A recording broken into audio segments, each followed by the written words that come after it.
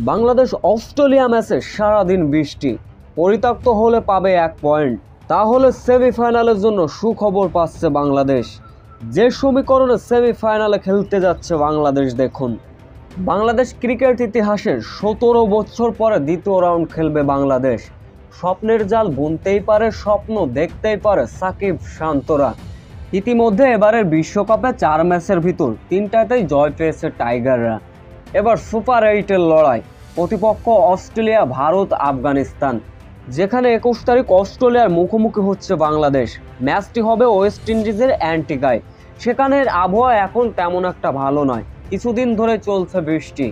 গুঞ্জন আসছে বিভিন্ন সংবাদ মাধ্যম থেকে, অ্যান্টিগায় বাংলাদেশ অস্ট্রেলিয়া ম্যাচে হতে পারে সারাদিন বৃষ্টি, হতে পারে এর ফলে পরিত্যক্ত ম্যাচ।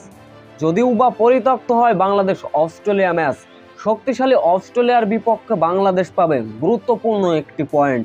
সেই কারণেই হয়তো সেমিফাইনালের জন্য কপাল খুলে যেতে পারে টাইগারদের।